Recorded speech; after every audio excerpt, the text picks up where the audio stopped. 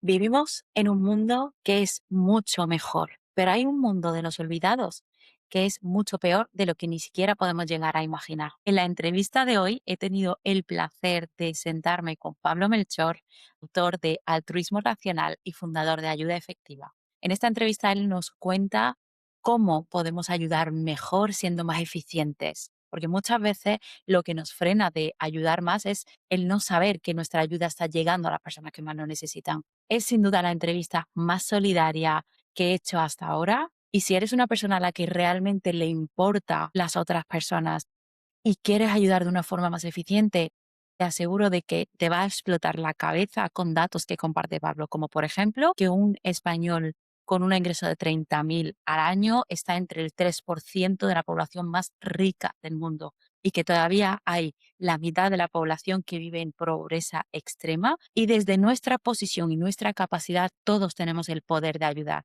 Y yo añadiría, todos debemos de ayudar, pero tenemos que hacerlo de una forma eficiente y efectiva, como bien explica Pablo en este episodio. Así que te dejo con este episodio, espero que te ayude a ser más consciente y que lo disfrutes. Enjoy. Pablo Melchor, bienvenido y muchísimas gracias por estar aquí. Pues nada, encantado, ha sido un placer aquí, con muchas ganas de la conversación. Y yo también. Voy a empezar ya haciéndote una pregunta que para mí es muy interesante. ¿Qué significa altruismo racional? A ver, yo lo describo como ayudar con la cabeza, además del corazón. Tendemos a pensar que la ayuda a los demás tiene mucho que ver con la empatía y con las emociones. Y en parte sí, porque creo que eso es lo que nos motiva a ayudar, hace que algo, que sintamos que las cosas nos importan, ¿no? Pero a la vez vivimos en una pequeña burbuja y tú lo sabes, justo lo hablábamos antes, ¿no? Pues por tu contexto, sabes que las cosas no son como en España, como en Córdoba, como en Madrid, ahí fuera, en el mundo, hay situaciones que no podemos ni imaginar, ¿no? La diferencia que hay del bienestar que hay en un país como España al que hay en otros lugares, ¿no? Y como están lejos, no podemos sentirlo, aunque queramos, porque no lo vemos, ¿no? Aquí es donde entra, en mi opinión, lo que verdaderamente nos hace humanos, es esta capacidad de preocuparnos por cosas, aunque no las veamos delante de nuestros ojos, ¿no? Entender que el sufrimiento y la pobreza pueden ser terribles y que tal vez deberíamos hacer algo, ¿no? Entonces, el altruismo racional para mí es la fusión de estas dos tendencias. Por un lado, la emoción, sí, eso que nos hace humanos, pero por otro lado, la razón que nos ayuda a comprender que aunque algo no lo tengamos delante, puede ser igual de terrible y tal vez deberíamos hacer algo al respecto si hemos tenido la suerte de nacer en un país como España. Qué bueno. Me encanta además la fusión de dos conceptos que pueden parecer como muy diferentes, ¿no? O incluso a veces un poco opuestos. Tú en tu libro hablas de que hace 7 años, me imagino que ya era un poquito más, hace unos 8 años aproximadamente, tuviste como un despertar, porque tú vienes del mundo del emprendimiento empresarial. ¿Qué ocurrió exactamente? Pues es curioso porque empezó mucho más con el run run mental, ¿no? Que a todos nos influye de una cierta manera y luego se fue confirmando de diferentes maneras, ¿no? Yo siempre había sido idealista, pero creo que nos pasa mucho que somos idealistas sin pasar a la acción. Y creo que es algo muy habitual, ¿no? Nos gustaría que el mundo fuera diferente y demás, pero ¿qué estamos haciendo realmente? Pues yo sinceramente no estaba haciendo nada, nada serio, ¿no? Bueno, yo era emprendedor y había creado empresas y bueno, tú también sabes lo que es emprender, Sun, y evidentemente es duro y creo que es valioso, ¿no? Creas algo que antes no existía y eso de por sí no quiero minimizarlo, ¿no? Creo que eso ya es algo que es útil para la sociedad. Pero cuando te planteas seriamente si estás viviendo lo mejor que podrías vivir, pues a veces la respuesta a menudo cuando nos miramos al espejo nos plantea dudas, ¿no? Entonces yo en concreto escuché un podcast que me influyó muchísimo en que alguien decía que la pregunta ¿qué quieres hacer? Que es la típica que nos recomiendan que nos hagamos, ¿no? ¿Dónde te ves? ¿Cuál es tu pasión? En el fondo es una pregunta en la que te miras al ombligo y solo hay un protagonista ahí que yo lo llamo yo, ¿no? Todo va de yo. Y en este podcast decían, que además hablaban de un artículo, ni siquiera algo que fuera parte central de la conversación, pero a mí me impactó mucho, decían que hay una pregunta mucho mejor que es ¿cómo puedo ayudar? Porque de repente ya no estás pensando en ti mismo como un ser aislado que ha aterrizado en el mundo, no, te das cuenta de que estás en el mundo rodeado de otras personas, otras circunstancias, el medio ambiente, y entonces ya te planteas en este mundo real y no en el imaginario de tu cabeza y tu ego y demás, te preguntas, oye, ¿yo aquí qué puedo hacer? ¿Cómo puedo ayudar? Entonces a mí esa idea, la verdad es que me impactó muchísimo. Siempre lo comparo con, hay una película que se llama Origen, de Leonardo DiCaprio, en que la gente se mete en los sueños de otros e introduce una idea. Pues a mí esta idea se me quedó dando vueltas en la cabeza y no me dejaba en paz. Como era muy idealista, la convertí en yo que puedo aportar al mundo. Mm. Y me molestaba tanto, te diría, no saber qué era lo que podía aportar al mundo, que decidí dejarlo todo. Hablé con mis socios, hablé con los inversores y dejé la empresa, la última empresa en la que estaba, para irme a casa a averiguar qué podía aportar al mundo. Mejor decisión que he tomado en mi vida En general Wow. es muy raro que paremos a pensar, ¿no?, en la vorágine del día a día, y creo que no nos damos cuenta de que cuanto más agobiados nos sentimos por la vorágine, es cuando más importante es parar. Es una paradoja. Yo tuve la suerte de poder hacerlo y pude parar, y en esa reflexión ya, una vez parado de qué puedo aportar al mundo, pues fue cuando acabé encontrando el tipo de temas de los que estamos hablando. Wow, qué valiente además por tu parte, ¿no? Que yo creo que al final el ser humano, yo también soy como muy optimista y soñadora en ese sentido, y yo siempre confío en que el ser humano tiene una capacidad y unos deseos profundos. Lo que ocurre muchas veces es que no los escuchamos, las vocecitas, esa precisamente de la que tú hablabas, ¿no? No nos paramos a escuchar, porque estamos justo en esa vorágine. Pero todos de alguna forma sí que queremos hacer algo, aportar algo. Yo tengo conversaciones con mi entorno, amistades, con mi pareja, y siempre hay un deseo de, oye, se puede hacer algo más, ¿no? Entonces, quiero reconocer en este caso, lo valiente que fuiste de parar, escuchar y encima dar el paso y actuar y dedicar ahora tu vida, ¿no? Que hablaremos un poquito más adelante en lo que estás haciendo. Pero justo hablas de este mundo, ¿no? Que hay muchas personas, hablas precisamente en el libro de los olvidados, que realmente no están tan bien como nosotros, viven en una realidad muy distinta a nosotros. Sin embargo, también, claro, desde nuestra perspectiva del mundo occidental, pues vemos que hay pobreza, hay problemas de salud, hay problemas de educación. ¿Cuál es el problema que ahora mismo, con tu experiencia, desde tu perspectiva, es el que más está impactando y afectando a las vidas? Es buena pregunta, ¿vale? Y siempre hacer rankings de problemas es algo complicado, ¿no? Pero a mí hay uno que me obsesiona porque lo veo como la destrucción del potencial, ¿no? Y es la mortalidad infantil, que es algo que es que en nuestro entorno, siempre lo explico, ¿no? En nuestro entorno es extrañísimo que mueran niños pequeños. Y si ocurren, son dramas de los que no nos olvidamos, ¿vale? O sea, yo le digo a la gente, "Oye, imagina que en tu urbanización donde vivas, ¿no? En tu bloque de apartamentos o en tu barrio, ¿no? De repente muriera un niño pequeñito. Se nos pondrían los pelos de punta y,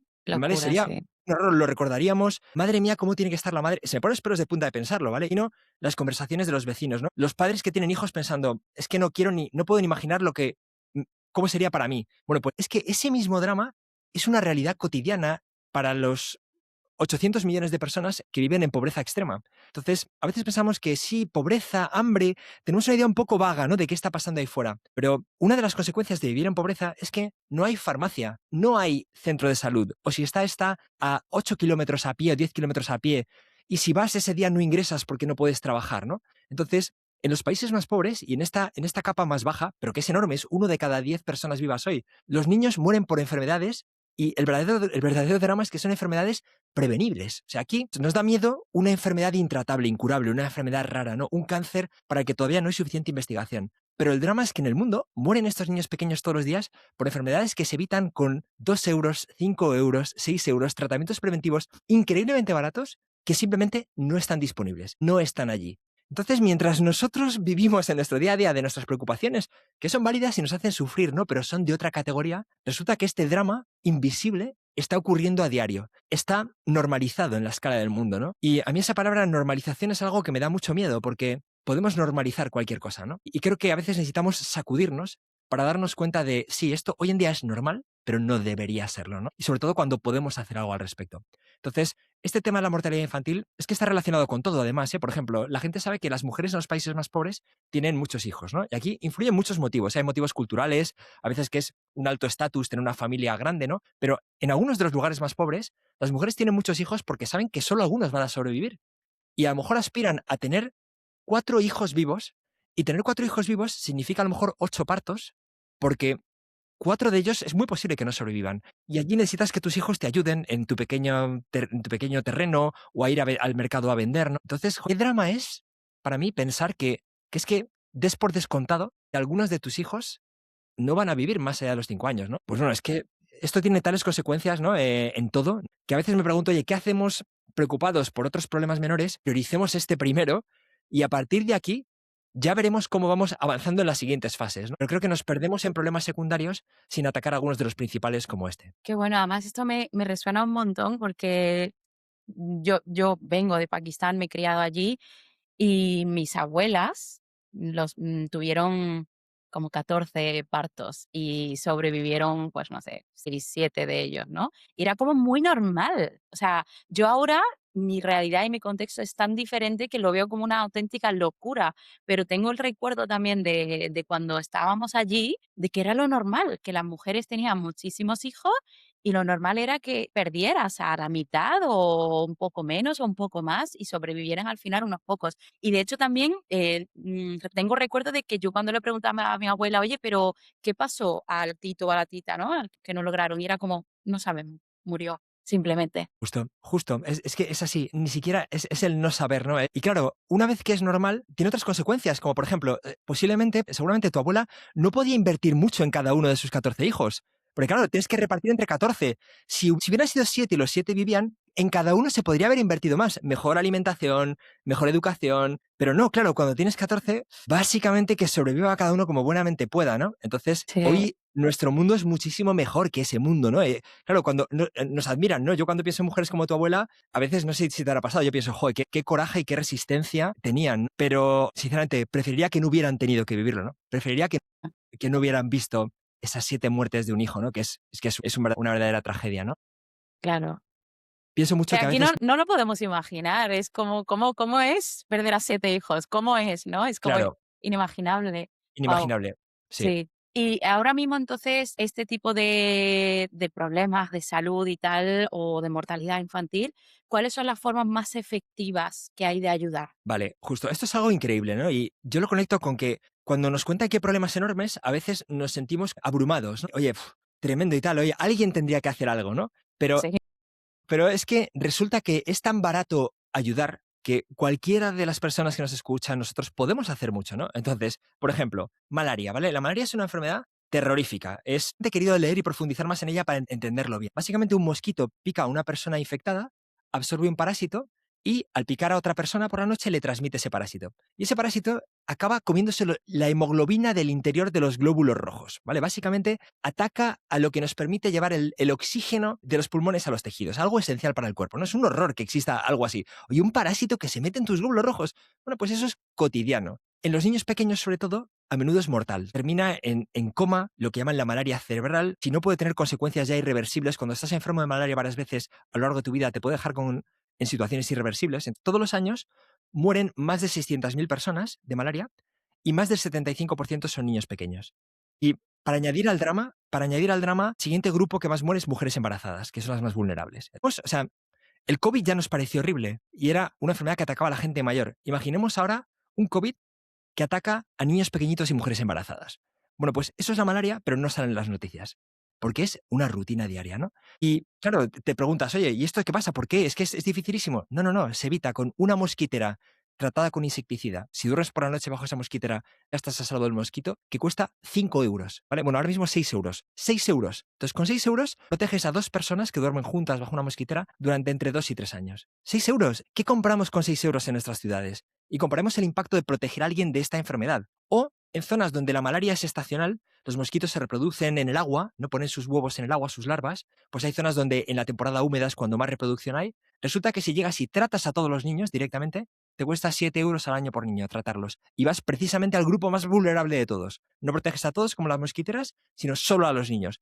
Increíblemente efectivo. Suplementación de vitamina A, 2 euros al año por niño. Yo siempre digo, la vitamina A qué para nosotros. locura. Es que a mí estas cifras las leía y te he escuchado hablar de ellas y yo decía, pero ¿cómo es que no sabemos que esto es tan barato? Porque nos pasa que creemos que esto tiene un coste elevadísimo, que nosotros no tenemos esa capacidad y no es así. Nada, es increíble. Y es que además, o sea, aquí también influye cómo recaudan las ONGs, ¿no? Las ONGs tienden a recaudar, pues te para alguien con un chaleco por la calle, te cuenta una historia muy triste, acabas dando tu número de cuenta y no sabes qué ha ocurrido. Pero es que hay una Sí. alternativa.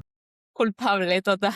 Claro, claro, tú no sabes si eso ayudó a quién, exactamente qué iban a hacer con mi dinero, porque me han contado la historia y evidentemente te conmueve, pero esto funciona. Pues no, es que aquí hay cosas baratas, funcionan y sabes exactamente qué ocurre con tu dinero. Si donas 100 euros a vitamina A, puedes suplementar a 50 niños. Y son 50 niños que ya están protegidos de la mayor causa, que es otra cosa que me parece inconcebible, de ceguera infantil. O sea, niños que se quedan ciegos porque les falta un nutriente esencial, porque su dieta es muy pobre. Claro, de nuevo, yo intento imaginarlo aquí. O sea, yo imagino que un padre aquí ve a su hijo jugando con el balón y de repente ves que falla y no entiendes muy bien qué pasa, ¿no? ¿Por qué no da la pelota antes sí? No sabes qué será, si es que le pasa algo en la pierna y resulta que es que el ojo se está secando y se está quedando ciego porque su nutrición es tan mala. Y es que se puede evitar con 2 euros al año. Entonces, yo cuando descubrí estas cosas, a mí lo que me pasó, que me preguntabas antes sobre mi cambio, o sea, yo me di cuenta de lo poco que estaba haciendo para ayudar a los demás, pero también me di cuenta de cuánto podía hacer, ¿no? Qué oportunidad increíble. Y es como, ¿Cómo no voy a hacerlo cuando yo solo es que puedo ayudar a cientos de niños, ¿no? O sea, el dato es que estas enfermedades luego, como son tan graves, tú cada vez que proteges a niños, evitas la enfermedad y sufrimiento a muchísima gente, ¿no? Pero además, estadísticamente sabemos que entre 3.500 y 5.000 euros que acabas donando a lo largo de tu vida, no solo has ayudado a miles de personas, es que cada vez que llegas a esa cifra has evitado que muera un niño. Entonces, para mí esto significa que si tú donas regularmente, es que puedes llegar al final de tu vida sabiendo que tú has salvado vidas. O sea, no es algo que solo puede hacer un médico o un bombero. Cualquiera de nosotros puede ayudar a miles de personas y salvar vidas. A mí es algo que me pone los pelos de punta y digo, y es que ¿cómo no voy a dedicar una parte de mis ingresos a esto? Es que de Sí. verdad hay un gasto mejor aquí. ¿En qué mejor que eso me habría gastado yo 50 o 100 euros aquí en España? Pues Y además me imagino que tú al ayudar a ese niño, impacto que tiene que ese niño tenga mejor salud, pueda estudiar mejor, pueda conseguir mejor oportunidades, al final tiene un impacto en su vida y también en su familia, incluso en la comunidad en la que vive, ¿no? ¿Qué claro, sabemos de eso? en todo, justo. O sea, a veces pensamos, a ver, evidentemente la educación es muy importante y lo sabemos y lo hemos vivido, ¿no? El privilegio, tenemos muchos privilegios, ¿no? Y pensamos mucho en el privilegio de tener una buena educación, pero pensamos poco en el privilegio de abrir el grifo y que salga agua limpia, ¿vale? En los países Mm. pobres el agua está contaminada y los niños mueren también de enfermedades diarreicas, por ejemplo, que es algo, de nuevo, inconcebible en España. Aquí tenemos el privilegio de dar al interruptor y que se encienda la luz. Es que en muchos sitios no hay electricidad y se cocina quemando leña o carbón o incluso heces dentro de la casa y hay contaminación dentro de las casas. Es que es inimaginable, ¿no? Entonces, es esta suerte increíble. ¿La educación es importante? Sí, pero para poder disfrutar de la educación hace falta haber llegado con un mínimo de salud. Y ese mínimo de salud para mí es no haber muerto antes de cumplir los 5 años, por supuesto, y no haber estado malnutrido. Entonces, es la base de todo. Niños más sanos son, primero, niños que no provocan un sufrimiento y una preocupación terrorífica a sus padres. Pero luego son niños que pueden aprender en la escuela, sobre todo entre los 6 meses cuando termina la lactancia y los 2 años, ahí la malnutrición tiene consecuencias irreversibles. Entonces, un niño que ha estado bien nutrido tiene un cerebro que luego ya es capaz de aprender, pero un niño malnutrido tiene un cerebro ya limitado de por vida, no se puede hacer nada, ¿no? Entonces, la salud determina todo lo que va a poder ocurrir después, ¿no? Entonces, aquí a veces hay gente que piensa, oye, mira, es que, ¿qué hacemos nosotros ayudando a los países pobres, ¿no? La gente debería ayudarse a sí mismo, porque si no generamos dependencia. Y digo, estoy de acuerdo en que la gente tiene que hacer cosas por sí mismo. El paso uno es tener la salud para hacerlo. Es imprescindible. Y hay muchos datos que analizan, por ejemplo, el impacto económico de las mosquiteras para la malaria. Y tiene un impacto económico enorme, porque gente más sana es gente más productiva. Hay un experimento increíble en el que se descubrió que una de las mejores cosas que se puede hacer por la educación, y esto, por ejemplo, en Pakistán ya está muy extendido, es la desparasitación de los niños, que es, yo siempre explico lo que aquí hacemos con nuestras mascotas. O sea, Con los aquí perros, sí, yo lo hago con mi perro, claro. exacto, o sea, aquí la gente cuando tiene perros y gatos le das una pastilla para quitarles los gusanos parásitos, ¿no? Porque chupan sitios y pueden estar contaminados. En los países pobres son los niños los que tienen gusanos parásitos. Y resulta que con una pastilla que cuesta 1 euro al año por niño, de nuevo, un coste ridículo, se comprobó en Kenia, por ejemplo, que los niños a los que desparasitaban tenían de mayores un 13% más de ingresos que los niños no desparasitados.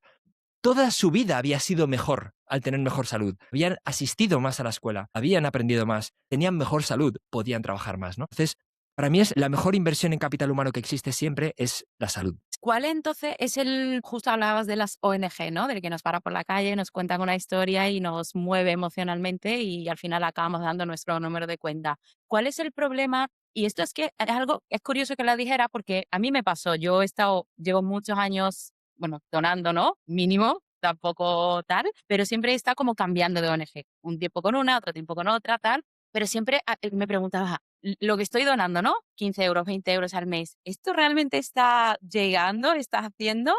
Hasta que, bueno, te conocí a ti a través de un podcast y de la forma en la que tú explicabas, sí tenía mucho más sentido, porque digo, es que creo que tiene que ser más efectivo, porque yo puedo estar donando 20 euros todos los meses que me lo quitan del banco, pero no sé si está llegando a las personas y de la forma más efectiva. ¿Cuál es el problema ahora mismo de la ineficacia o no son tan efectivas las ONG grandes? Yo creo que hay varios, ¿vale? En primer lugar, yo creo que las personas que donamos tenemos que ser más exigentes, ¿vale? O sea, tenemos que decir, oye, no, explícame qué va a conseguir mi dinero y por qué es mejor que otras opciones, ¿no? Y es algo que no nos han educado a hacer. Entonces, bueno, yo creo que primero tenemos que nosotros aprender sobre esto para ser más exigentes, ¿no?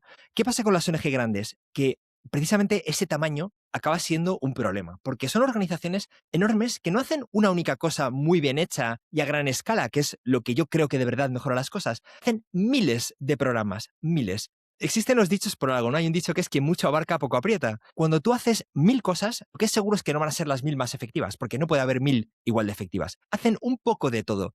Dentro de esa mezcla, algunas son muy buenas, otras no, y además acaban teniendo infraestructuras tan grandes de marketing para recaudar, ¿no? Que claro, el que dona se acaba preguntando, oye, ¿a qué está yendo mi dinero realmente? O sea, ¿está yendo aquí a la vez a pagar una estructura de marketing y todo se acaba quedando aquí? ¿Cuánto se utiliza realmente para ayudar a la gente, ¿no? Entonces, creo que hay un problema ahí de tamaño y de incentivos, ¿no? De estas ONGs que al final necesitan recaudar y la necesidad permanente de recaudar te acaba llevando a cosas que a lo mejor no son las óptimas para ayudar, ¿no? Es curioso que pueda haber un conflicto entre recaudar y ayudar, pero creo que es así, ¿no? Entonces, cuando ha habido gente que se ha puesto seriamente a analizar, oye, ¿cómo consigo yo que mi donación no solo llegue, sino que ayude y ayude al menor coste posible porque hay mucha necesidad, ¿no? Y hay que ayudar a mucha gente, pues encuentran que hay otras ONGs que no son pequeñitas, pequeñitas, no. Hay un punto medio de ONGs medianas que, como decía, hacen una única cosa muy bien hecha y a gran escala, en las que tienes clarísimo el impacto, tienes clarísimo a qué te dedica su donación y puedes realmente comprobar si se están cumpliendo las promesas o no, ¿no? Porque en el fondo hace una actividad sencilla y analizable, ¿no? Más que decir, yo es que voy a ayudar a los niños, pero ¿cómo, no? ¿Y cómo me vas a demostrar que ese niño al que ayudas está mejor que si no hubiera pasado por tu programa, ¿no? Pues son cosas que no se hacen, ¿no? Entonces, creo que como donantes es importante elegir programas en los que tenemos claro qué es lo que se hace, por qué esto es útil y, de hecho, cuáles son las cifras, ¿no? Parece que las cifras son frías. En absoluto. Las cifras son las que nos dicen, oye, tu ayuda de verdad va a funcionar, ¿no? Y son muy importantes. ¿Y cómo podemos saber por qué esa transparencia de una ONG o cuáles son las que debemos de mirar? De, oye, vale, yo me comprometo contigo, ¿qué tengo que mirar yo para saber que todo lo que yo te estoy dando tiene un efecto? Claro, lo primero, la transparencia es el punto básico, ¿no? Es, oye, mira, esta ONG publica cifras, me explica exactamente para qué se utiliza el dinero, eso es lo primero. Pero el problema es que a veces confundimos transparencia, que es, oye, están aquí las cuentas anuales, nadie está robando el dinero, con impacto. Y aquí la clave es el impacto. Oye, yo no quiero que me expliques que no gastas mucho dinero en marketing y tal, porque eso no es lo importante. Lo importante es saber qué impacto tiene mi donación. ¿Me lo puedes explicar? O sea, esta donación, ¿en qué va a cambiar las cosas? Ahí es donde muchas ONGs no son capaces de responderte. No por corrupción, simplemente porque no lo tienen claro. Están trabajando, están intentando ayudar a gente sin techo o a niños, pero no saben si están teniendo impacto. Es que este es un tema muy serio, que hemos visto ya el nivel de la necesidad, ¿no? El tema es que no nos bastan las buenas intenciones. Necesitamos que la buena intención se traduzca en resultados. Entonces, hace falta ONGs que nos puedan explicar perfectamente cuál es el impacto, cuál es la métrica que están utilizando. En los programas en los que yo he hablado es muy clara: niños sin malaria, vidas salvadas. ¿Qué hay mejor que eso, no? Entonces, bueno, no siempre van a ser esas las métricas, ¿no? Pero deberían estar así de claras, el impacto. Claro. Y ahí también muchas veces, sobre todo cuando vivimos en el mundo occidental con todos nuestros privilegios, nos conecta mucho más, nos mueve mucho más ver quizás a personas durmiendo en la calle aquí, ¿no? O tendemos más a decir, bueno, pues yo prefiero ayudar, no sé, a la Cruz Roja, que sé que pues ayudan a estas personas tal, que a personas que viven a miles de kilómetros de mí. Entonces, me gustaría que nos explicase un poquito el impacto que tiene una cosa y el impacto que tiene la otra. Obviamente ambas son buenas, no estamos Sí, diciendo sí, sí. que una sea mala ni nada de eso, pero sí quiero entender y quiero que todo el mundo que nos escuche entienda también el impacto que puede tener ayudar de una forma más cercana por lo emocional que mencionabas antes, que el impacto que puede tener a personas que quizás estén más lejos. Sí, el impacto lejos básicamente puede ser unas 100 veces mayor que en España, por varios motivos, ¿no? Pero sí me gustaría decirte antes qué es lo que ocurre cuando ignoramos ayudar lejos porque nos llega más o sentimos más ayudar cerca, ¿no? Y yo le llamo la doble maldición o la doble tragedia, ¿no? Que es que no solo has nacido en un país como, voy a decir cualquiera, República Democrática del Congo, ¿no? Donde el 80% de la población vive con menos de unos 60 euros al mes, ¿vale? Ese es el nivel. 80% de la población con menos de unos 60-70 euros al mes. Pues no solo has nacido allí, con lo que no tienes nada, sino que además la gente que podría ayudarte decide que no te va a mirar porque no lo siente tanto, entonces va a ayudar cerca. O sea, no solo no tienes nada, sino que quien podría ayudarte no te mira, ¿no? Imaginemos eso, ¿no? Entonces yo creo que hay que planteárselo ya por este criterio ético, ¿no? Pero ahora, respecto al impacto, claro, es que pongámonos en esa situación. Imaginemos que a una persona sin techo en España yo le doy esos 60 o 70 euros. Bueno, pues le va a venir bien durante unos días. Pero es que en pobreza extrema habría duplicado los ingresos mensuales de una persona. O sea, es como si aquí en España, que hablamos a veces de mileuristas, ¿no? Para duplicar los ingresos de un mileurista, que ya, bueno, el salario mínimo es 1.500 o algo parecido, pues tengo que darle 1.500 euros. No, es que eso en África subsahariana vale 60 euros. Entonces, ya nos damos cuenta de lo transformadora que es el dinero en función de cuánto tienes, ¿no? O sea, no hay color. Pero es que en segundo lugar, incluso en España hay necesidad, pero tenemos servicios sociales, tenemos sanidad. Pero claro, en África, esos 2 euros pueden ser la medicación que salve la vida de una persona finalmente, ¿no? Aquí, siendo estricto, 2 euros no salvan una vida. Como hemos dicho, 2 euros, por ejemplo, suplemento de vitamina A, ayuda a un montón de niños, evita un montón de casos de ceguera y por cada 1000 niños tratados, sé que uno de ellos no habría muerto, ¿no? Bueno, más, 2000 aproximadamente, ¿no? Es que eso en España no existe. Esas oportunidades de tener un impacto tan transformador en la vida de alguien con tan poco dinero no existen.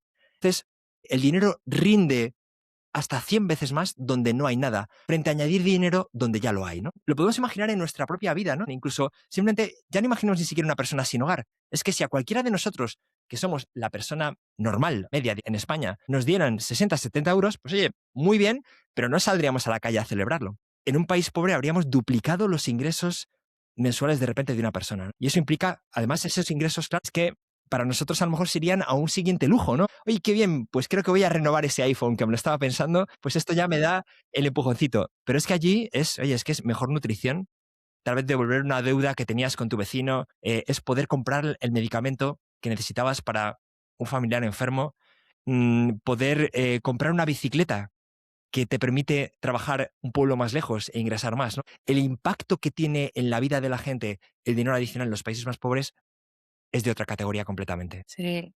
A mí un dato que me impactó mucho, que lo explica también en el libro, ¿no? Es que un español con unos ingresos de 30.000 anuales netos, estamos entre el 3% más rico a nivel mundial.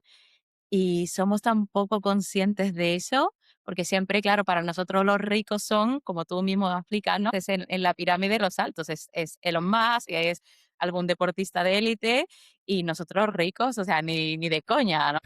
Y cuando lees esa cifra y lo ves explicado, dices, pero ¿en serio? Y ahí pues te surgen preguntas, o deberían por lo menos surgir preguntas de, oye, ¿estoy haciendo suficiente con mi posición en esta escala, en esta pirámide, para poder ayudar a los que están debajo? Porque siempre tendemos a mirar hacia arriba en vez de hacia abajo, ¿no? Me gustaría que explicase un poquito más eso, porque a mí me explotó la cabeza con este dato. Sí, sí, sí, es tremendo. Esto tiene que ver con lo que decía antes de que vivimos en una burbuja y no nos damos cuenta de que lo que nos parece normal en nuestro entorno, que la calle haya sido limpiada todos los días y la basura se recoge y abres el grifo y sale agua limpia y perfectamente segura. Es que eso no es normal. O sea, en nuestro entorno ni nos fijamos, pero es excepcional. Y para que eso sea posible hoy en España han tenido que ocurrir históricamente millones de cosas que han cambiado pues un país como España, ¿no? Pero claro, cuando de repente vas al mundo y dices, venga, vamos a coger los datos, o sea, no la sensación que tengo en un viaje, sino a ver qué nos dicen los datos. Pues resulta que si, por ejemplo, ordenamos a los 8.000 millones de personas que vivimos hoy en el mundo por sus ingresos, la persona que está en la posición 4.000, ¿vale? La de en medio, esa ingresa menos de 300 euros al mes. La mitad de la humanidad ingresa menos de 300 euros al mes. No unos poquitos. Aquí no tenemos que ir a la idea de en España, ¿no? Que hay como, oye, algunos ricos, una clase media grande, qué pena que haya algo de una poca gente pobre. No, no. La mitad de la humanidad sería considerada muy, muy, muy, muy, muy pobre en España. Eso ya es la mitad. Entonces, claro, cuando sigues bajando, llegas a ese escalón de más abajo, que ya es una de cada 10 personas, no es una de cada dos, sino una de cada 10, con menos de esos 60, 70 euros al mes. Lo que 60, 70 euros al mes compran en España, ¿eh? O sea, no pensemos que, no, claro, pero es que seguro que ahí las cosas son más baratas. No, no. Claro, Esto está ajustado a lo que esa cantidad de dinero compraría en España. No, básicamente es que no tienes nada, ¿no? O sea, no tienes ni para sobrevivir, ¿no? O sea, es la carencia más absoluta. Entonces, esta es la realidad. Pero claro, no la vivimos pues porque estamos en España y si viajamos, pues normalmente preferimos ir, pues no sé, o a París, o a Ámsterdam, o a no sé dónde, a Nueva York, tal vez, ¿no? O a Canarias, pero vemos entornos fantásticos. Entonces, claro, cuando pensamos en los ricos y que los ricos deberían hacer más, pues siempre pensamos en Elon Musk, ¿no? Pero yo pongo el ejemplo de, imagina que entrevistamos a los 10 mejores amigos de Elon Musk, ¿no? Y les preguntamos si son ricos. Y a lo mejor resulta que también son millonarios tejanos o de California. Pero nos dirían, no, hombre, no, no, o sea, aquí el rico es Elon. ¿Cómo voy a ser claro. yo rico? Y a lo mejor son personas con miles de millones de dólares. Pero claro, comparado con Elon, entonces podemos hacernos la trampa de que los ricos deberían ayudar más y al final llegar a la conclusión de que la única persona que tiene que arreglar el mundo es Elon Musk, ¿no? Porque pasamos la pelota hacia arriba, pero nos damos cuenta, ¿no? Que cuando alguien que tiene miles de millones nos dice que solo Elon debería ayudar, no suena muy bien. La realidad en el mundo es que creo que los que estamos en el 5% más alto, pues oye, tiene sentido que ayudemos. No lo haríamos a la misma medida que Elon Musk, por supuesto, pero es que las cosas no son 0 o 100, ¿no? En medio hay muchas cosas que podemos hacer. Con una pequeña parte de nuestros ingresos podemos tener un impacto enorme, sobre todo porque es tan barato ayudar, ¿no? Entonces, yo creo que estamos desaprovechando una oportunidad que de hecho que hace mejor nuestras vidas, ¿no? Y te lo digo por experiencia propia. Nada enriquece más tu vida que dedicar esfuerzo y tiempo y dinero, ¿vale? Porque el dinero es un recurso mágico a ayudar a los demás. Ya, justo que una de las preguntas que te quería hacer es la diferencia entre donar y ser voluntario, que muchas veces también yo creo que está muy relacionado, ¿no? Con lo que nos toca, lo que nos hace sentir mejor, lo que nos conmueve emocionalmente, pues como que tiendo más a hacer eso. ¿Cuál es el impacto que tiene el ser voluntario que el donar? Porque muchas veces también yo he escuchado eso de es que el dinero no sabemos si llega, no sabemos si lo van a usar, si se lo das a una persona incluso cercana, ¿no? No saben en lo que lo va a usar. Como que siempre hay esos obstáculos en donar dinero, entonces se ve muchas veces mejor ser voluntario, mucho mejor, ¿no? Dona tu tiempo, porque el tiempo no se recupera y mira la gratificación. Entonces quiero que me hable un poco de estas dos oportunidades o posibilidades y cuáles son los impactos reales de una cosa y de otra. Sí, a ver, voy a dar primero una versión un poco crítica del voluntariado, que no es la que pienso realmente, ¿no? Pero es para intentar cuestionarlo un poco, ¿no? Tu tiempo es lo más valioso para ti, ¿vale? Pero ¿cuánto aporta tu tiempo a esa madre que va a perder su hijo en República Democrática del Congo por malaria o deficiencia de vitamina A, ¿no? Y en cambio, tu dinero salvaría la vida de su hijo, ¿vale? Entonces creo que tenemos que ser muy conscientes que la idealización del tiempo nos puede llevar a ignorar la realidad. Dicho esto, el voluntariado es una forma preciosa de ayudar. Y el voluntariado es algo que te ayuda a salir. Todos estamos en varias burbujas, ¿vale? Porque como tú también lo has dicho, en España hay necesidad de hacer voluntariado, por ejemplo, con gente sin techo o con niños en situaciones de vulnerabilidad, que dicen técnicamente en España, ¿no? Evidentemente es algo que te va a conectar con otras realidades, te va a hacer mejor persona y tal vez, puedas aportar profundamente a un grupo pequeñito de personas. Por ejemplo, imaginemos que haces mentorías a un niño, ¿no? Y resulta que tú a ese niño que tiene un entorno difícil, tú le abres otras perspectivas, ¿no? Y le ayudas a salir adelante de otra forma y tener mejores oportunidades, pues tal vez puedas tener un impacto profundo y precioso en una persona, ¿no? Pero claro, es que esto no es incompatible con que una parte de tu dinero la destines a ayudar donde más impacto tiene. Claro, para yo transformar la vida de un niño en España, a lo mejor tengo que precisamente acompañarle durante todo su desarrollo para ayudar a tomar buenas decisiones, evitar los grandes errores, ¿no? Esa inversión puede mejorar la vida de un niño. Pero claro, si yo suplemento con vitamina A 100 niños en el Sahel, ¿cuál es el impacto de no haberse quedado ciegos? ¿Cuál es el impacto de tener un sistema inmune que funciona bien, menos enfermedades, menos probabilidades de morir por cualquier causa? Entonces, resulta que el dinero bien utilizado, y esta es la clave, el dinero bien utilizado tiene un impacto, yo creo que igual de profundo, pero además en cientos de personas en lugar de en solo una, ¿no? ¿A dónde me lleva esto? A que las dos formas de ayudar son complementarias y son distintas. El voluntariado nos va a dar más la conexión personal y posiblemente nos transforme más como personas. Y tal vez, si lo elegimos bien, por ejemplo, yo recomiendo que cuando la gente piense en hacer voluntariado, elija cosas en las que tu tiempo verdaderamente es un gran valor para la persona a la que vas a ayudar. ¿Dónde ocurre esto? Pues, por ejemplo, si acompañas a gente mayor enferma, que está sola, ¿vale? La soledad no se arregla con dinero. Ahí el tiempo claramente es lo valioso, ¿no? O lo que comentaba de los niños, ¿no? Pero hay otras actividades en que los voluntariados administrativos, echar una mano en una ONG, realmente aportan poquísimo y tendría muchísimo más impacto si donaras, ¿no? Yo muchas veces digo, mira, haz un voluntariado local para la transformación y la conexión personal, pero a la hora de donar, dona sobre todo a lo más efectivo, lejos, donde no hay nada y donde transformas vidas con tus donaciones. Entonces, es esencial, evidentemente, el donar bien, porque claro, toda esa desconfianza, el no sé si llega y demás, también se puede convertir en una excusa, ¿no? Es como, oye, como no lo tengo Sí. muy claro, ya dejo de pensar en ello. No. Yo siempre digo que tenemos que sustituir el cinismo, o sea, ni buenismo ni cinismo. Necesitamos un punto intermedio que es exigencia. Entonces, tenemos que saber que nuestro dinero es un superpoder increíble, porque para la gente pobre del mundo es transformador, muchísimo más que nuestro tiempo, hay que tenerlo en cuenta. Y ese superpoder lo que tenemos que hacer ahora es utilizarlo bien y apoyarnos en la gente que ha investigado y que nos dice qué es lo más efectivo que podemos hacer con él. Qué bueno.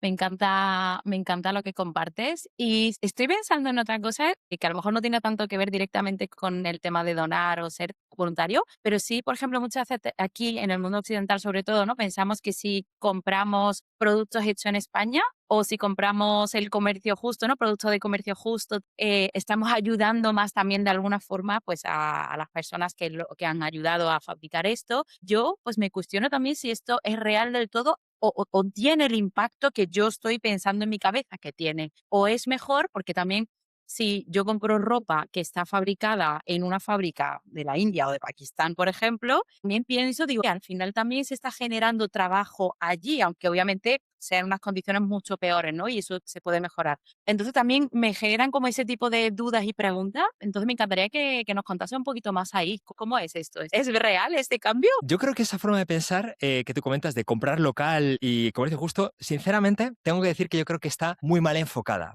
porque creo que no parte de una comprensión de cómo funciona todo el sistema global y tampoco tiene en cuenta cuáles son los escenarios alternativos, ¿vale? Entonces ahora ya me explico. Comprar local. Evidentemente está bien comprar local y apoyar a tu comunidad, ¿vale? Pero si solo compras local y rechazas comprar la verdura o las camisetas que vienen de Bangladesh, Pakistán o cualquier país africano, por ejemplo, ¿no? En el fondo lo que estás diciendo es, oye, no solo a esta gente a la que tampoco le ayudo porque no me fío si el dinero llega, no le ayudo con mis donaciones, sino que tampoco voy a comprar el producto que fabrican. Vamos a ver, entiendo que nos importa nuestra comunidad, pero el comercio es esencial. O sea, en China, y que hoy China lo vemos como un gigante, pero en China había una pobreza tremenda. Y la pobreza extrema se ha reducido de forma dramática, bueno, en China y en la India, por ejemplo, gracias en buena parte a la capacidad para producir y exportar productos. Entonces, si no compramos los productos que fabrica gente más pobre que nosotros, que al final es lo que estamos diciendo cuando compramos local, ¿qué está ocurriendo? ¿Cuáles son las consecuencias? ¿Vale? Entonces, aquí es cuando hablo de los escenarios, o sea, hay que pensar las consecuencias de nuestras acciones y qué está pasando, ¿no? Entonces, a veces pensamos, oye, qué bien que yo ayudo a la gente local. Claro, pero estás dejando de ayudar a la gente de lejos cuando no compras sus productos, ¿no? Entonces, tenemos que ser conscientes de que toda decisión tiene un coste, ¿no? Un coste de oportunidad. ¿Qué no estás haciendo? El comercio justo es algo que suena muy bien porque en nuestra mentalidad nosotros pensamos, oye, mira, hay que tratar bien a la gente que trabaja, hay que darles condiciones dignas, etcétera. Entonces, evidentemente eso es bueno, pero cuando nos vamos a países pobres, resulta que a veces lo que para nosotros es unas condiciones horribles en una fábrica en la que la gente trabaja 12 horas al día, resulta que si preguntaras a la gente de allí, en lugar de mirarlo con tu visión desde aquí occidental, te dicen, estoy encantado porque por fin tengo un trabajo fijo, porque la alternativa, ¿vale? La pregunta siempre es, ¿cuál es la alternativa para esa gente?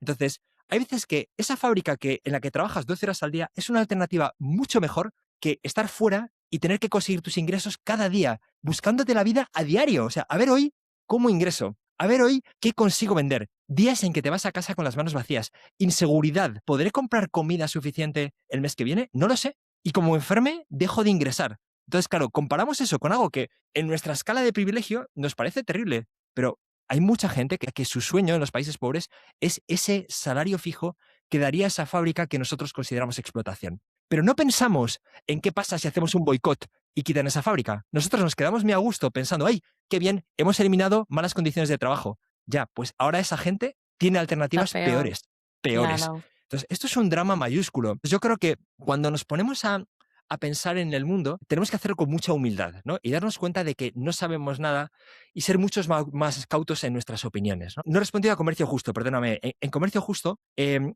tema es que también es dudoso hasta qué punto estás ayudando a la gente más pobre, porque para poder montar una cooperativa de comercio justo, ¿vale? Necesitas ya una cierta capacidad de organización.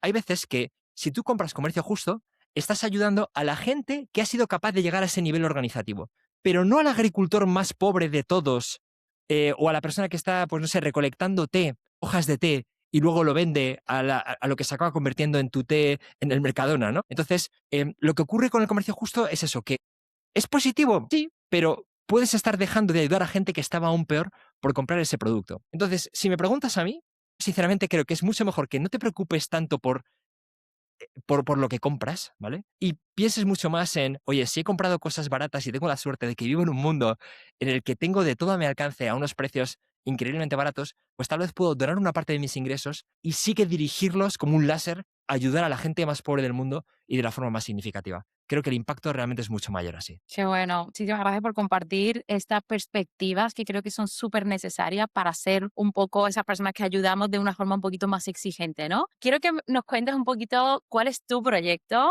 Ayuda Efectiva, cómo funciona y sobre todo también cómo lo está haciendo diferente a esos modelos que hablábamos antes, ¿no? Donde quizás no estamos siendo lo más eficientes a la hora de ayudar. Fenomenal. Mi proyecto se llama Ayuda Afectiva y es una fundación, es un proyecto sin ánimo de lucro. Lo que hace es recibe donaciones de gente como nosotros y las destina a financiar los programas que más ayudan con una misma cantidad de dinero. Sobre todo los que más vidas salvan por euro donado, es lo principal, ¿no? Todos estos programas de los que hemos hablado, malaria, vitamina A, otro increíble es incentivos a la vacunación, que es dar a las madres dinero cuando llevan a vacunar a sus hijos. Y qué horror, ¿por qué das dinero a la madre? Pues porque para una madre en pobreza extrema, en el norte de Nigeria, por ejemplo, tener que andar esos 8 kilómetros al centro de salud para vacunar a tu hijo que no está enfermo, implica que ese día posiblemente no vendes el aceite de cacahuete que fabricas en el mercado. Ese día no se cena en casa, no hay dinero. Entonces, en pobreza extrema te enfrentas a decisiones imposibles. O sea, es, ¿qué hago? Y además tampoco tienes muy claro que la vacuna sea tan importante, porque al final tu hijo no está enfermo y te lo explicaron y el calendario es complicadísimo. Te dicen, tienes que venir a las 4 semanas, al mes, a los 3 meses. Vamos a ver, oye, mira, estoy preocupado por sobrevivir. Bueno, pues resulta que si tú informas a las madres y les das un incentivo, en Nigeria son 1.000 nairas, es menos de 1 euro por la visita, aumentan las tasas de vacunación de forma enorme. Entonces, las enfermedades del calendario de vacunación infantil son especialmente mortales, con lo que el impacto de este programa es gigante. Bueno, pues como decía, malaria, vitamina A, incentivos a la vacunación, ese tipo de programas son a los que nosotros destinamos el dinero. Entonces, nosotros no buscamos reinventar la rueda, nosotros no buscamos, venga, me voy a ir ahora a ver cómo ayudo. No, no, no, no, no, es que vamos a ver, hay gente que hace estas cosas fenomenal, con el menor coste posible, con rigor, con transparencia. Nosotros lo que ofrecemos a los donantes españoles es decir, oye, mira, si tú donas ayuda efectiva, nosotros vamos a utilizar ese dinero para financiar estos programas que nos dan datos y la confianza más absoluta de que ayudan muchísimo. Y no ¿Y solo eso lo eso, hacéis con gente de allí? O sea, gente local, profesionales locales o gente que conoce el entorno, el contexto. claro, las organizaciones que financiamos normalmente tienen equipos en países occidentales tipo Inglaterra y Estados Unidos, pero sobre todo porque es donde obtienen los recursos, pero todas las operaciones son sobre el terreno y con gente local. ¿Vale? Entonces, en Malawi hay gente de Malawi, en República Democrática del Congo hay gente de República Democrática del Congo, porque es esencial, porque para poder, aquí hay una parte fundamental que es comunicarte con las comunidades. O sea, tú no puedes llegar como un paracaidista y decir, enhorabuena, he llegado aquí a dar redes contra... No, no, no, esto no funciona así. O sea, tienes que tener la confianza de las comunidades, tienes que tener gente capaz de reunirlos, capaz de explicar por qué las mosquiteras son importantes, cómo se usan adecuadamente, capaz de ir a las aldeas más remotas a veces. Tienes que ir, la comunicación es dificilísima, entonces a la última milla a veces se llega en barcas, en motos, pero para poder entregar allá donde hace falta la medicina que hace falta. Entonces, esto exige muchísimo conocimiento local, conocimiento de la cultura, de los idiomas, de la forma de pensar, de cómo funcionan las cadenas de suministro. Entonces, aquí la idea es, oye, ¿cómo aportamos desde aquí los recursos que desencadenan las cosas que funcionan bien de verdad sobre el terreno? Con gente que lo conoce perfectamente. Esa es la idea. Entonces, nosotros lo que hacemos es, existen evaluadores independientes que son los que hacen la investigación. Mi favorito se llama GiveWell, es una organización que dedica 70.000 horas al año a encontrar estos programas, los mejores. Entonces, lo hacen con un rigor increíble. Yo no podría hacerlo mejor y por eso no me pongo yo a decir, no, yo voy a ponerme a elegir los programas. No, no, vamos a ver, hay gente que lo hace increíblemente bien. Una vez identificados esos programas, firmamos convenios directamente con ellos, de forma que el dinero, sabemos dónde es el momento. O sea, el dinero pasa por ayuda efectiva y una vez al trimestre se vuelca directamente a estos programas que sabemos que son los que están auditados y que son los que mejor trabajan sobre el terreno de forma continua. Qué bueno. Y quiero ser respetuosa con tu tiempo y muy agradecida. Me gustaría preguntarte si hay algo más que quieres compartir que no te haya preguntado, que sientas que es importante también que se sepa o que se sepa más o mejor. Cuéntanos. Bueno, yo insisto sobre todo en la idea del poder. Tenemos mucho más poder del que pensamos. No es algo, bueno, es que ni siquiera pensamos en el poder, ¿no? Pensaremos quiénes son los poderosos, los ricos y los políticos, ¿no? Sí. O vete a saber quién, no, no, los deportistas. No, es que nosotros tenemos poder. Tenemos el poder de salvar y transformar vidas. O sea, es que hay que pensar en ello, ¿vale? O sea, tienes el poder de salvar y transformar vidas. ¿Por qué? Porque tu dinero rinde 100 veces más y existen formas muy efectivas de utilizarlo. Entonces creo que una vez que sabes esto, una vez que sabes que tienes ese poder, ya solo queda una pregunta, que es, ¿lo vas a usar o no lo vas a usar, ¿no? Pues bueno, yo animo a toda la gente que nos escuche a utilizar ese poder, porque tendrá un impacto enorme y porque creo que su propia vida será mejor sabiendo que está utilizando esa suerte, esa lotería del nacimiento que nos ha tocado por estar aquí hoy en día en España para hacer el mundo un lugar mejor, ¿no? Y se puede hacer mejor de formas concretas y que funcionan. Qué bueno, pondremos todos los enlaces también para todo el mundo que quiera y para que puedan visitar, puedan ayudar de la forma más efectiva posible. Y la última pregunta para ti, Pablo, ¿le dedicas el libro a tus hijos y dices que dejemos el campamento mejor de lo que lo hemos encontrado, ¿no? ¿Cómo quiere Pablo Mercer dejar el mundo? Bueno, pues a ver, yo quiero un mundo con menos sufrimiento, básicamente. También contaba en el libro, ¿no? Todos hemos tenido experiencias de sufrimiento personales, ¿no? Antes o después nos toca en la vida. Y a veces pensamos que el enemigo es la enfermedad que afectó a nuestro familiar o la circunstancia económica, pero yo creo que una vez que reflexionas en ello te das cuenta de que el enemigo es el sufrimiento. Entonces, yo lo que aspiro es que haya un mundo con menos sufrimiento. Y quiero empezar por lo más bajo posible. Yo quiero que no muera ni un solo niño antes de cumplir los 5 años. O sea, quiero que todos los niños tengan la oportunidad de vivir, de aprender, y tal vez tendrán vidas duras. No digo que todo vaya a ser perfecto, pero van a tener la oportunidad de producir, de mejorar sus propios entornos. Y bueno, si me dijeras, elige un sueño, te diría que sería acabar con esta mortalidad infantil. Qué gran sueño y un objetivo yo creo que todos deberíamos de aspirar, ¿no? De dejar el mundo un poco mejor y coincido 100% contigo de que todos tenemos el poder de hacer algo a nuestra escala sin mirar a los demás. Así que muchísimas gracias, Pablo, por tu labor, por todo lo que estás haciendo. Es conmovedor, es inspirador y muchísimas gracias por compartirlo hoy conmigo y con todo el mundo que nos va a escuchar. Dejaremos todos los links, como he dicho, para que la gente pueda aportar. Y nos vemos en el siguiente episodio. Muchísimas gracias. Nada, muchas gracias a ti, Sun. Un placer. Muchas gracias por las buenas preguntas, por haber preparado también la entrevista y por ayudarnos a dar a conocer ideas que yo creo que merecen la pena. Eso es. Gracias.